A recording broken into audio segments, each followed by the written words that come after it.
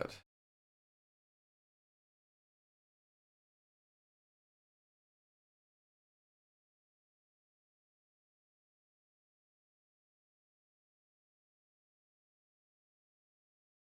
Hey everybody, it is Tuesday morning. It is Jedi Master Mace Windu Day, and with that, we will be getting the Jedi Master Mace Windu Ascension Bundle as well. Say that 3 times fast.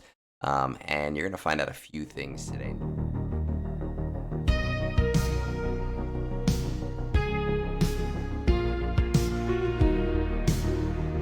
I have to say Jedi Master Mace Windu in order to get the point across. So find that out in just a moment after the drop.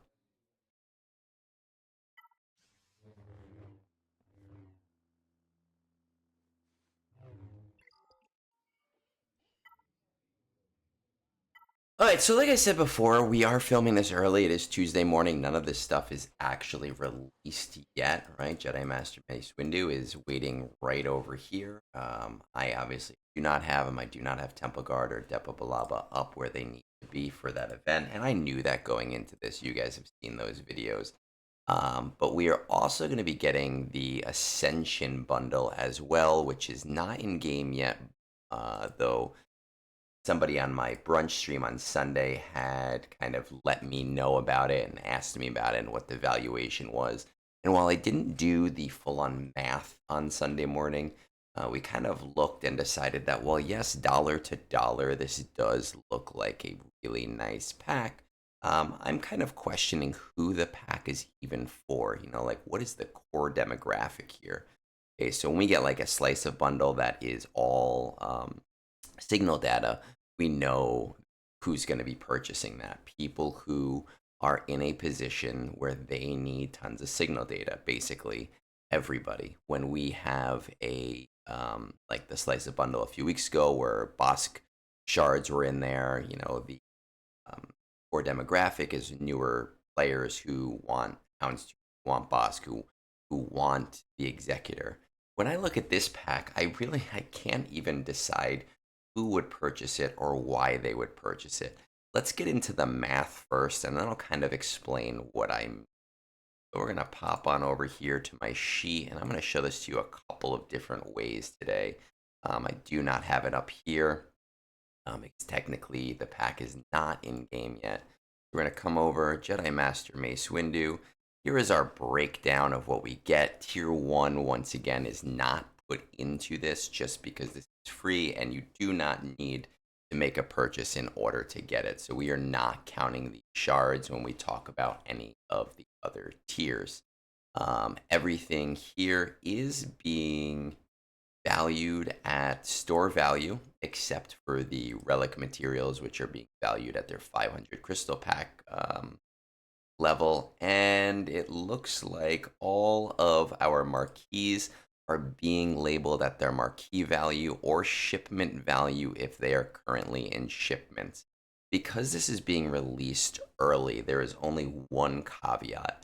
I actually do believe that Scorch will go to shipments today, which means his shards may be slightly uh, different in terms of value.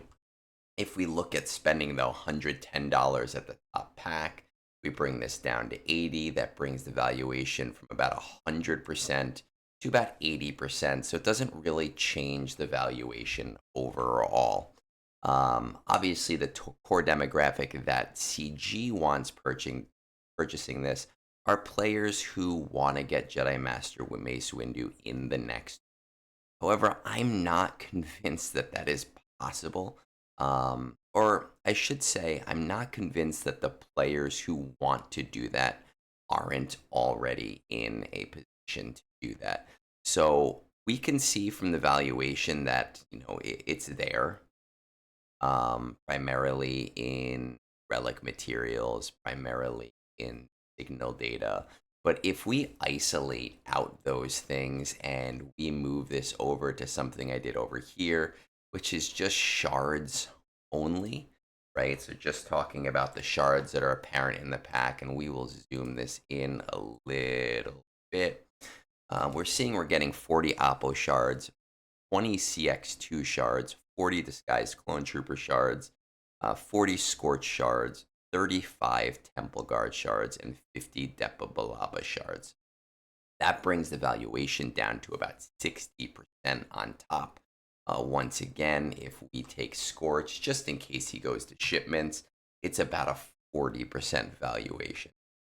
Um, so, a couple of thoughts. Number one, remember Nightfall did have that doubling era in the beginning, which means Oppo is very, very, very unlikely to be a shard type that players are going to need if they are looking to get Mace Windu today or in the next.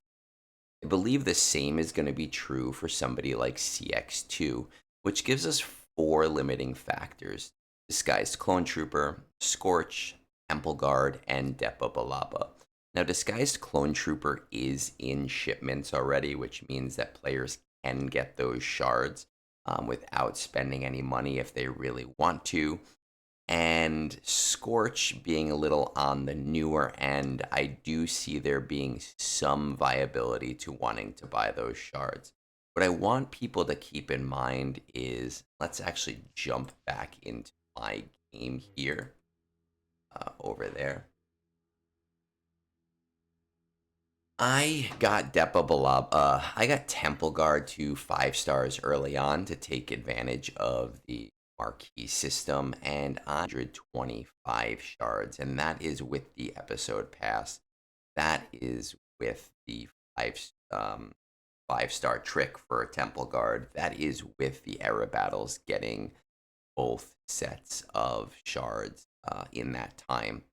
I'm not convinced that there are any consumers who are in a position right now where getting 50 or getting 100 of those shards. I'm not sure if this has a purchase limit of one or two. I think Ascension bundles are typically one. I'm not convinced that players are in that position. I I do think that there are going to be some players who look at this pack and see it as a pretty okay deal and they buy it and they don't actually get anything out of it. I do think that there is this niche set of consumers who are maybe eyeing it for getting Jedi Master Mace Windu on the second run. Here's the deal. We are expected to see Jedi Master Mace Windu's second run right around the end of the next era. That is confirmed by Meathead, which is roughly 3 months and a week away from now. By that point, Nightfall will have done all of its run. Oppo is already farmable. His shards are effectively going to be pointless for any consumers who are looking to make that purchase. I expect the same is going to be true of CX2 and Disguised Clone Trooper at that point. I do believe, based on that 3 month timeline, based on all of the Nightfall events, that you will actually see the same thing with Scorch Shards. Now, at that point, Temple Guard and Depa Balaba become the only limiting factors. And arguably, I think that consumers in that position with 3 months to go would be better spent buying crystals and using those crystals for either shipment farming, which I do not think will be necessary for Temple Guard, or just doing extra refreshes during that time. Keep in mind that Temple Guard should be farmable in, I would say, about a month and a half before the event. Depo Balaba may be a little bit more on the close end of roughly like 2 weeks before the event, maybe a month before the event. But with those refreshes, she will also be available in shipments, which means if we do see a re release of the event on time, like we are supposed to, and doing 15 to 20 battles, so 2 to 3 refreshes a day, does not get you what you want, you will be able to shipment farm it on the back end anyway.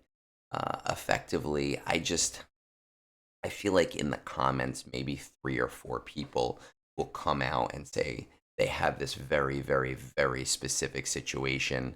The only thing that I can think of is maybe somebody who got lucky on, I don't even know, because if you got lucky on Tempo Balaba shards and you rolled a 330 on one marquee pack, you're still better served by, I would assume, based on just kind of napkin math and off the top of my head math, would be better served just using crystals and buying marquee packs of Temple Guard at that point, since you're only getting 35 of those shards. I do have a edit of my Substack post that will be releasing in conjunction of this. And other than showing you hilarious AI pictures of Mace Windu and Ben Franklin, I do have a point here. I wanted to just show another thing that I did not put into my valuation, but that I did put into this post, which is isolating out all of the shards that are in there and just showing the relic materials, just in case people are wondering if their $100 is worth spending on a very small amount of shards, Depa being really the only limiting factor shard that I put in there, with all of the signal data, with all of the relic material. You're really only seeing a 19% increase in valuation. Essentially, this is one of those packs that's designed to say to you, hey, this is a great deal. And arguably, dollar to dollar, it is a great deal, but I don't see a consumer that actually benefits from this great deal. If you feel like you are in that camp, I would love to hear from you. I'm sure there are ones and tens of you over the course of hundreds and thousands of players. All I can say is I don't care how you spend your money. We know that. I just want you to spend it in as effective a way as possible.